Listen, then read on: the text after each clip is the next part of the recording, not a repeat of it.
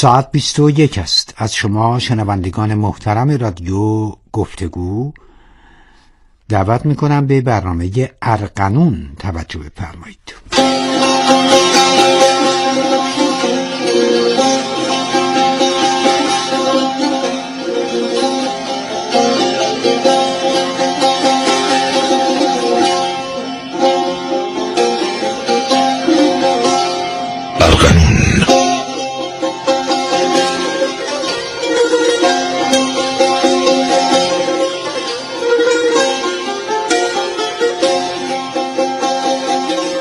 ارغنون ساز فلک رهزن اهل هنر است. به نام خدا، سلام و عرض ادب و درود بیکران به شما شنوندگان خوب رادیو گفتگو. برنامه موسیقایی ارغنون از همکنون حدود 50 دقیقه برای شما گرامیان پخش خواهد شد.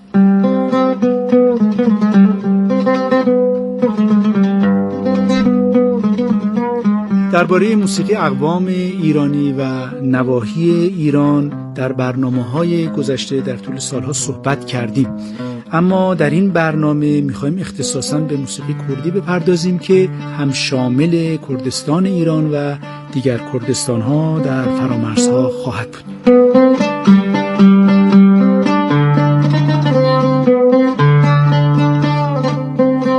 موسیقی کردی شاخصه‌های ویژه داره. در امر پژوهش و کتابت ما اسنادی رو مشاهده می‌کنیم که اینها نیاز به ترجمه داره و البته جوانان کردستانی امروز مشتاقانه موسیقی پژوهانه وار میشتابند و ترجمه می‌کنند و در اختیار قرار می‌دهند تا بتوانند دوستان دیگرشون در اقوام دیگر ایران با این موسیقی آشنا بشن.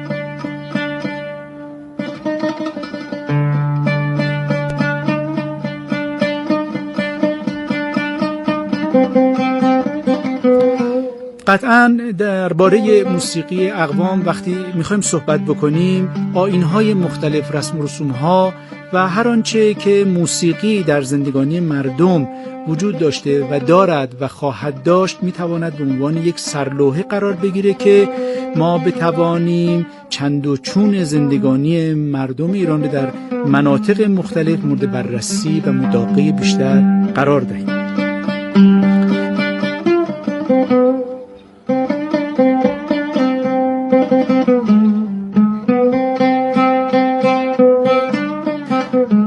راه‌های ارتباطی برنامه ارغنون 301035 پیامک ما هست. تلفن رابطه عمومی سازمان صدا و سیما 162 و همینطور برنامه کاربردی ایران صدا که از همکنون میتونید بر خط بشنوید و پس از پایان برنامه به صورت 2 تا نیم ساعت برداشت قانونی کنید و به دوستان و علاقمندان معرفی بفرمایید تا این برنامه رو بشنوید.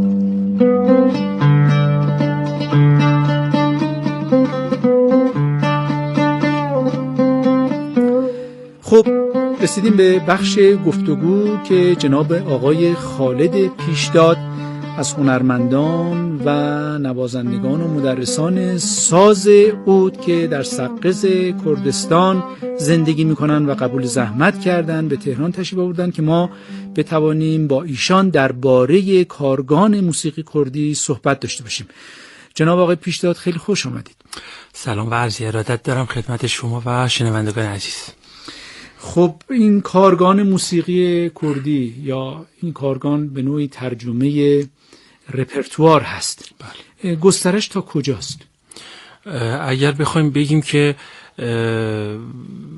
جغرافیای فرهنگی زبان و فرهنگ کردی بین 4 تا کشور ایران، عراق، ترکیه و سوریه تقسیم شده و این فرهنگ موسیقی کردی خودش به لحاظ اگه زبان کردی رو بگیم 4 تا زیر مجموعه بزرگی داره. یکیش کرمانجیه، یکیش سورانیه، یکیش کلهاریه، یکیش اورامیه که دوباره اونا هم بر اساس همون تقسیم بندی سیاسی که الان هستش در کشورهای مختلفی افتادن.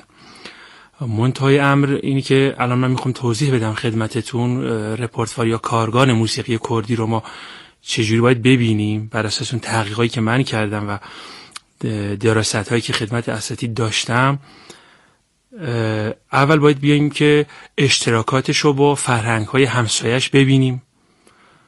ما میتونیم بگیم که موسیقی جهان اسلام رو میتونیم نمونه خوبی بیاریم که اشتراکات بسیار نزدیکی با هم دارن و در عین حال افتراقات و جدایی‌هایی با هم و اختصاصات خودشون رو دارند به حدی که میشه اونا رو از هم جدا کرد و قابل تشخیص هستند.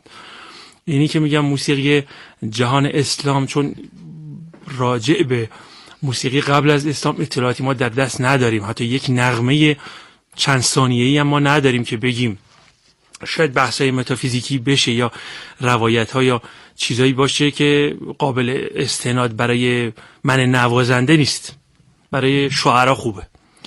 اینه که موسیقی کردی از زمان عباسیان به طور کلی که اون موقع علم و به طور کلی شاخه‌های علم، دانشمند و نویسنده و محقق پیدا شده به حقیقت که دوره شکوفایی اول بوده بعد از اسلام تا حالا که مغول اومده و این بحث‌های تاریخی، ما از اون موقع میتونیم موسیقی جهان اسلام رو اطلاق بکنیم به موسیقی خاورمیانه. به لحاظ اشتراکات ببینیم موسیقی خاورمیانه با موسیقی غربی و اروپایی هم اشتراکات داره، چون همون مدهای کلیسایی قرون وسطا الان هم توی خاورمیانه به همون قدرت سابقش که الان تو اروپا نمونده، یعنی منسوخ شده و برچیده شده، ولی اینجا هستش. ما برای مثال گام‌های فریژیان، لوکریان، میکزولیدیان و اینا هم الان توی موسیقی کردی که تخصص بنده و زمینه کاریم هست و بسیار پرقدرت. حالا شاید اسمش چیزی دیگه ای باشه ولی روی کاغذ و در شکل تئوریکش همونه. اینه که موسیقی خاورمیانه جهان اسلام با موسیقی اروپایی هم اشتراکات داره ولی اختصاصات هم داره. حالا اختصاصاتشون خیلی بیشتره. موسیقی خاورمیانه با هم بیایم موسیقی فارس زبانان، ترکی، اعراب و کردها رو اگه بیایم، اینا بسیار نزدیکن به هم. به خدمتون عرض کنم که اگر به لحاظ تئوریک بگم گام هایی که در خاورمیانه رایج هستش شاید بگم 80 تا 90% بین همه فرهنگ های موسیقی مشترک، ولی خوانش و شیوه ادا و میزان کاربرد و اون شاخه‌هایی که میشه ازش جدا بشه در هر فرهنگ متفاوت. یعنی یه فرهنگ موسیقایی برای نمونه موسیقی کردی گام بیات رو یا گام راست رو بسیار گسترده به کار برده، زیر شاخه‌های زیادی منشعب کرده ازش، از اون زیر شاخه‌ها شیوه اداهای متفاوت و متنوعی رو داره.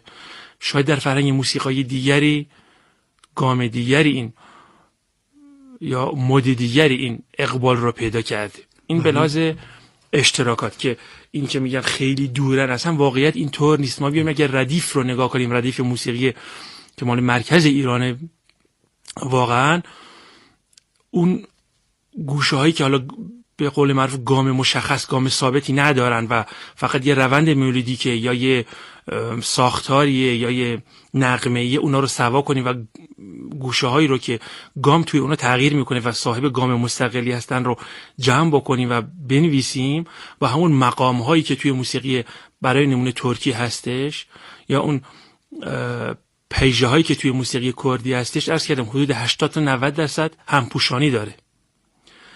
حالا این از اشتراکات. بیایم راجع به موسیقی کردی به صورت اختصاصی صحبت کنیم که حالا قبل از اینکه اختصاصی صحبت بکنید، زبانهای رایج در کردستان بله بفرمایید چه هستن؟ خب ما ببینید از سنندج و کرمانشاه تا برسیم به شمالی ترین نقطه ایران، آذربایجان غربی، ارومیه، بوکان که میایم به همین ترتیب ما کردها رو داریم. بله.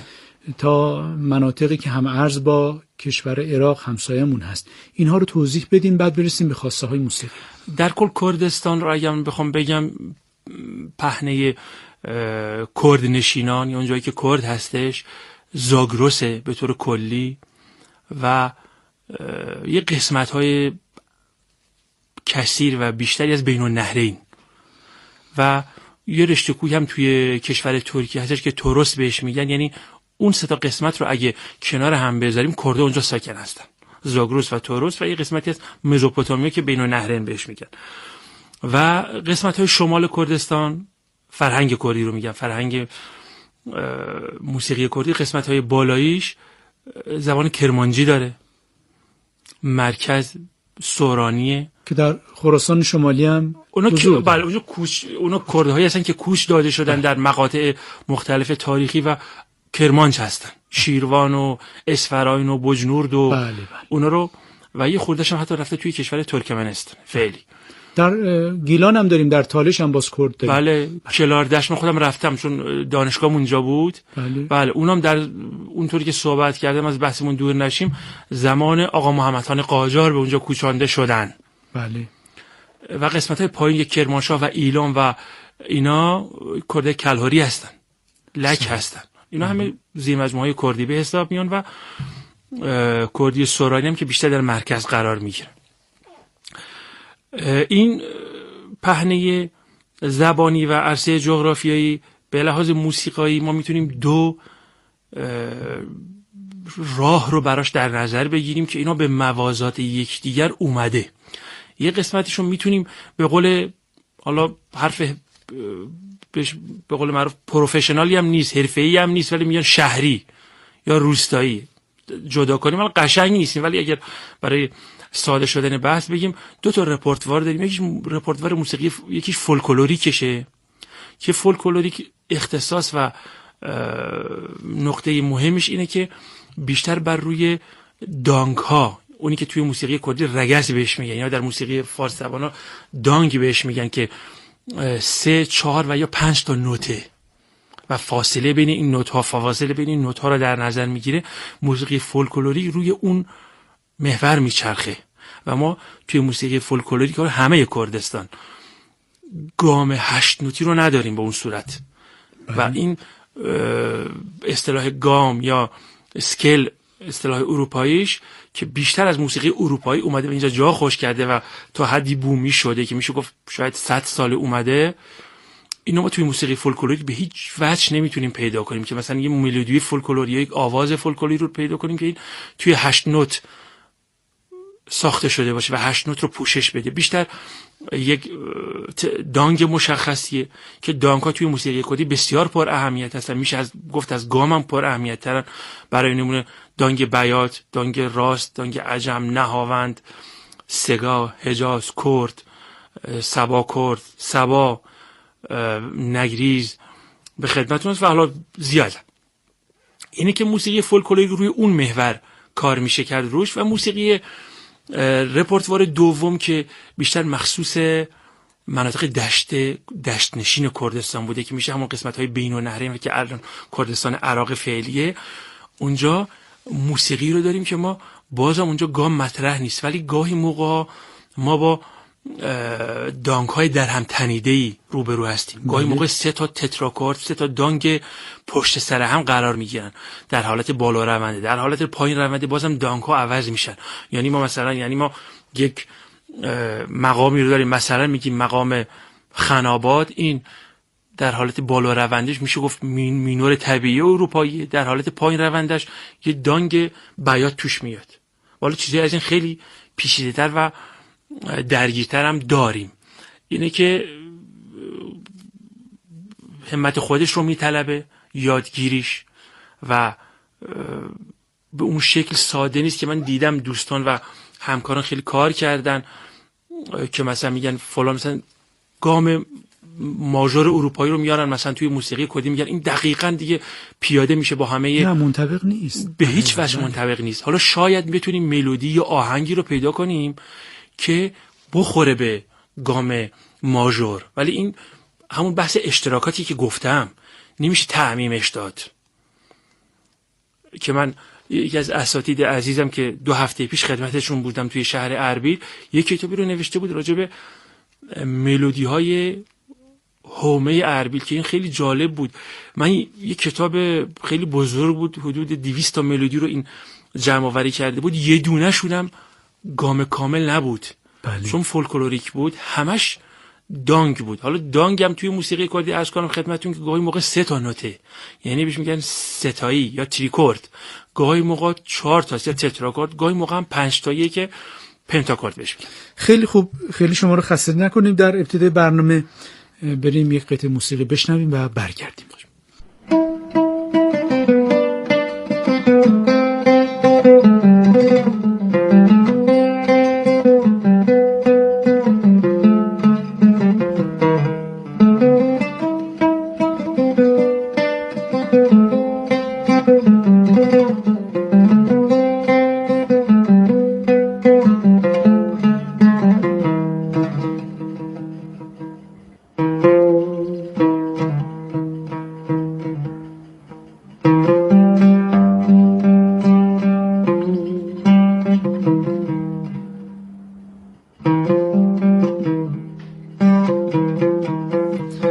شنونده ما هستید از رادیو گفتگو، برنامه موسیقایی ارغنون. لحظاتی شروع شده و داریم صحبت میکنیم با جناب آقای خالد پیشداد، نوازنده و مدرس ساز عود و موسیقی پژوه موسیقی کردی، که درباره کارگان موسیقی کردی با ایشون صحبت کردیم و در ادامه هم میخوام از ایشون سوال داشته باشم که اختصاصات مقام و گام رو که بخشیشو صحبت کردن مفصل‌تر الان بپردازن.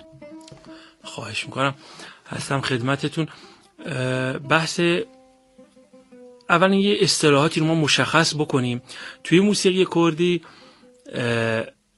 دو تا فرم اصلی رو ما داریم. اگه فرم رو بخوایم نقطه مقابل محتوا قرار بدیم، دو تا فرم اصلی داریم. یکی بسته هستش، یکیش هم مقام هستش. بسته به هر موسیقی که ریتم داره گفته میشه، یعنی موسیقی های ریتم دار، آواهای ریتم دار رو بسته بهش میگن، بسته.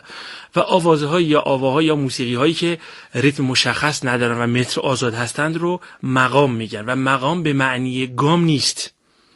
یعنی وقتی میگن که مثلا یه قطعه مقام رو بنواز، یعنی یک موسیقی بدون ریتم رو ما میخوایم اجرا کنیم. تا حالا بحثی از محتوا هنوز نشده. در خصوص محتوا عرض کردم که یکیشون بحث گامه که پیژه بهش میگن، که واژه نسبتا جدیدیه که از موسیقی اروپایی وام گرفته شده، از تئوری موسیقی اروپایی وام گرفته شده و اصل موسیقی کردی بر اساس همون رگزها یا همون دانگها استوار هستش. و اینکه ما یه ساختار یا بنیادی رو داشته باشیم، حالا ریتم دار یا بدون ریتم دوباره، ولی توی اونا 2 تا تتراکورد، 3 تا 4 تا گاهی 5 تا تتراکورد رو داشته باشیم، این اختصاص موسیقی کردیه که من توی فرهنگ‌های دیگه ندیدم. برای نمونه یه موسیقی رو از دانگ مشخصی شروع میکنیم، به دانگ دوم میریم، در موقع پایین اومدن یا پایین روند ما از نوت ششم تا دومشو یه گام دیگه ای رو میسازیم که این میشه به قول معروف دانگ های در هم تنیده، که اینطوری نیست که حتما یه دانگ تموم بشه دانگ دیگه شروع بشه، اینطور نیست. و گاهی موقع ها دانگ سوم در اکتاو دوم متفاوته با دانگ اول و دوم. نمونهش هم مثلا چیزی که بهش میگن بیات کرد، که تتراکورد اولش دانگ اولش بیاته، دانگ دومش نهاونده، دانگ سوم که میره توی اکتاو دومش کرده، که اون معنی اونجا کامل میشه. جاهای دیگه من دیدم میگن بیات کرد، هیچ معنی نداره، ولی اونجا ما دانگ کرد رو داریم که همون فریژیان اروپایی و میشه اگه فواصلش رو بگم میشه بقیه تنینی، یعنی نیم یک که دوتاش هم با هم میاد که میشه گام فریژیان. دوتاش میتونه چسبیده به هم باشه و نوت میانی بره آخر گام قرار بگیره، بهش میگن لامی یا دو تا کرد پشت سر هم، که توی اینا ما ملودی فولکلور داریم. یعنی مثلا سیاه چمانه داریم که مخصوص موسیقی اورامانات مال قبل از اسلام، به زرس قاطع. این نیست که از جای دیگه اومده باشه یا از موسیقی اروپا اومده باشه. حالا بیایم مشخص بکنیم که اروپا از ما وام گرفته یا ما از اونو گرفتیم، دیگه خودش تحقیق و همت رو میطلبه. ما کتاب‌های داریم بله به زبان کردی از موسیقی. بله به زبان کردی در این رابطه کتاب استاد صلاح رؤوف رو داریم که از کردهای کردستان عراق و الان مقیم هلنده و استاد خودمه که من ترجمهش کردم به عنوان ترجمه و خلاصش کردم. مبانی نظری موسیقی کردی و تهران چاپ شده که خلاصه وار و یک کتابچه‌ای در واقع به جهت معرفی کردن. خب محتویاتشو بگید این کتاب. بله حاوی چه مطالبی است؟ به خدمتتون عرض کنم که یکیش اصطلاحات و مفاهیم رو گفته، همین که من اول یه خلاصه‌شو گفتم، بحث فرم‌های رایج رو گفته و همه گام‌های اصلی که توی موسیقی خاورمیانه وجود داره و توی موسیقی کردی هم وجود داره. یعنی گام‌های خاورمیانه یه رایج در موسیقی کردی رو اینجا آورده.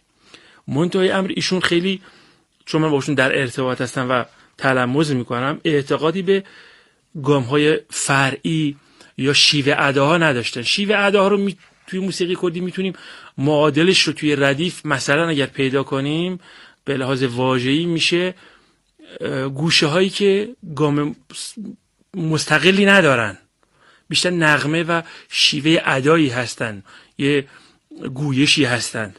اینا رو بهش اعتقاد نداشت. میگفت که میگن که برای اینکه اسامی خیلی زیاد نشه و آشفتگی درست نشه، این گام‌های اصلی رو ما بشناسیم راه گشاست.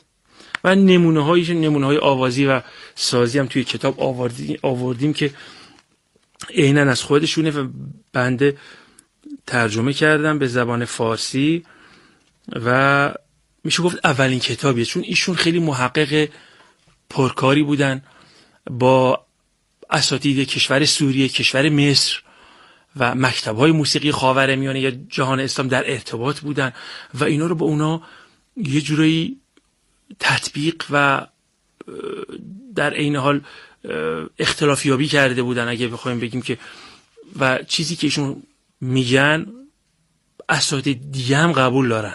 سازشون چی بود اختصاص؟ ساز خودشون ویولون بود، منتها بیشتر آهنگساز بودن و الان هم هستن که خدا حفظشون کنه، توی کشور هلند زندگی میکنن. استاد دوم من که قبل از ایشون من میشناختمش استاد وریا احمد هستن که ساکن اربیل هستن. 2 هفته پیش خدمتشون بودم که ایشون کتابی رو با ایشون کار کردیم که اولا اومدن کردستان، اومدن شهر سقز و سنندج و دوتایی ما با هم 2 سال پیاپی کارگاه آموزش و تجزیه و تحلیل مقام‌های موسیقی کردی یا گام‌های موسیقی کردی و شیوه اداها رو برگزار کردیم که من خدمتشون بودم. کنسرت کوچیکم گذاشتیم در همین رابطه که نتیجه اون جزئیات و گفته‌های ایشون و بحث‌هایی که شد بنده به کتابی به زبان کردی تبدیلش کردم. هندل شیوا گوتنکانی موسیقی کردی، اگه بخوام ترجمه کنم میشه شماری از شیوه اداهای رایج در موسیقی کردی، که برای نمونه من مثلا تتراکورد بیات یا گام بیات رو اگه داشته باشیم که میگم گام بیات، منظورم گامی هستش که به عنوان بیات اصلی میشناسن و اصلا پرکاربردتره و اون چیزی نیست جز گام که دانگ اولش بیاته و دانگ دومش نهاونده که بهش میگن بیات نوا هم میگن، بیات اصلی هم بهش میگن یا بیات سرکی، که این توی موسیقی کردی بیشترین شیوه ادا داره. شیوه اداهای مختلفی رو اگه ما تازه این بخشی از شیوه ادا هست و شیوه اداهای دیگه‌ای هم هستن که در نقاط مختلف کردستان بزرگ هست و ایشون فرصت نشد توی این کارگاه آموزشی بحث کنیم. یکیش حیران، سفر، هجران، لپاشمرگم، شیرین بهاره، آی آی، لاوک. اینو شیوه ادا که من لاوک رو مثلا من دوستی دارم ساکن کشور یونان، میگفت ما داریم اونجا و خیلی قشنگه و از کردو وام گرفتیم و خیلی یعنی چیزی است که به نسبت دیگر شیوه اداها عمومیت بیشتری پیدا کرده. و در گام حجازکار شیوه ادای خورشیدی رو داریم، شیوه ادای علاویسی رو داریم که خودش سمبل موسیقی کردی که در عین حال یک گامی هم هستش که توی دیگر فرهنگ‌های موسیقی نیست. و سحره که مال گام عجمه و بقیه شیوه ادا. میتونیم بگیم این 2 جلد کتاب قومشناسی موسیقی کردی محسوب میشه؟ بله، ولی اون رپورتوار شهریش رو بله بیشتر مد نظر قرار داده و کتابی که الان در دست تحریر دارم به اون رپورتوار فولکلوریک میخوام بپردازم توش، ولی فرق نمیکنه چون این تالیف خودتون یا ترجمه باز؟ والا چون اونم چیزی نیست جز همین تئوری موسیقی شعری، ولی به صورت عرض کردم که دانگ و تتراکورده که به لحاظ پیچیدگی خیلی کمتری از این داره، منتها اونجا دیگه ریتم و فرم ها و قاطی میشه با اتنوموزیکولوژی که حرکات موزون یا هلپرکی کردی یا آیین‌های مربوط به سوگواری، آیین‌های مربوط به شادی، رفتن به جنگ مثلا، همه اونا با موسیقی قاطی شده و فرم‌های بسیار متنوعی رو آورده که باید بهشون اشاره کرد و اونجا صرفاً ما بگیم اینجا مثلا یه دانگ بیات توی این ملودی یا توی این آواز هست کافی نیست. در کنار این فرم‌ها خب طبیعتاً به ملودی و ریتم پرداخته شده. بله. خب ببینیم چقدر به شعرها پرداخته شده و شاهد مثال هست آهنگ ترانه هایی که در کردستان قدیم بوده الان هم اینقدر نسل نو اینها رو تکرار میکنه، شاید شعرها رو عوض میکنه. بله. در این 2 جلد کتاب که شما ترجمه کردین شعرهای اصیل و کهنی که معلوم هم نیست سازندگانش که هستن، شاید مال کوچه و بازار بوده و شناسنامه دقیقی نداره، اشاره شده یا خیر؟ اون بحث کتاب سومم هستش که خودم جمع آوری کردم دقیقاً به شعرها و قالب‌های شعری رایج در موسیقی، اون بخش از موسیقی کردی که فولکلوریک بهش میگیم. کتاب اسمش قنبارانه است که اختصاص داره به اشعار و قالب‌های شعری مناطق حومه شهرستان سقه که اگه من بخوام همه کردستان رو بررسی کنم که به جلد 11 و 12 هم میرسه. اونجا ما اشاره کردیم که الان کتاب همراه هم نیست، البته اشاره کردیم که قالب‌های رایج در شعر، ترانه‌های یا ملودی‌های موسیقی کردی گاهی موقع 3 مصرعیه، گاهی موقع 5 مصرعیه، گاهی موقع بازه، بسته به اون معنی و مفهومی که گوینده میخواد برسونه. گاهی موقع با 3 مصرع، گاهی موقع با 4 مصرع، گاهی موقع با 5 مصرع معنی رو میرسونه و ملودی هم دچار نقص نمیشه و ریتم دچار نقص نمیشه. اینا رو ما بحث کردیم که 4 خشتکی بهش میگن، یعنی 4 پاره بهش میگن، 3 پاره بهش میگن و اوزان خاصی. گاهی موقع اشعار نو که ما الان بهش میگن شعر نو، ما شعر به ظاهر نو رو داریم که مال 350 سال پیشه. یکی از منظومه های موسیقی کردی که یه فرم موسیقی کردی که بیت بهش میگن که هم یک بار داستانی و حماسی رو روایت میکنه، هم موسیقی ریتمی توشه، هم گاهی موقع آوازی میشه. یعنی قالب و وزن دقیق رعایت نمی‌کردن در 350 چرا؟ منتها شعر نوه. یعنی وقتی ما اینا رو میبینیم، شاعرای شعر نو کردی که مثلا عبدالله گوران اولین شاعری بوده که شعر نو کردی رو چاپ کرده و کتاب کرده، میبینیم از اون استفاده کرده و اسامی این بیت ها که بهش میگم بیت، این منظومه ها، حتی گاهی موقع توی اسم تتراکورد ها یا مقام ها اومده. مثلا ما گام بهش میگن گام نیوشاو، این همون حجازه که به شرطی که شما اون ابیات و شعر خاص مال اون منظومه رو بهش بگی، باهاش بخونی و همراهش باشه، اون پکیج، اون مجموعه رو بهش میگن مقام نیوشاو. یعنی اگه شعر یا منظومه رو شعر رو عوض کنی و چیزی دیگه بگی، اون موقع میگن شما داری مقام حجاز رو میخونی، به اون شرطی که شعر خاص خودش رو داشته باشه، اون اصطلاح رو میتونه داشته باشه و اصطلاح رو ورداره. اینه که شعر رو نمیشه جدا کرد و قالب‌های شعری خیلی جالبی هم هستش که اون جایی که تا اون حدی که من دیدم و خیلی علاقه شخصیم بوده، حتی قبل از اینکه من موسیقی کار بکنم، این ابیات که شاعرش مشخص نیست، گاهی موقع تکبیته، گاهی موقع به صورت سوال و جواب عاشقانه بین یک دختر و پسره، پس اکثرا تغزلیه. بله. گاهی موقع یه شعری که از طرف یک دختر یا یک خانمی برای معشوق خیالیش که یک کسی بوده ساخته شده و مونده الان. یعنی این طور نبوده که همشون مثلا یه پسر یا مردها برای خانم ها بگن، عکسش هم بوده که نمونهش هم خیلی زیاده. گاهی موقع مثل سوال و جوابه، امکان داره سوال و جواب رو هم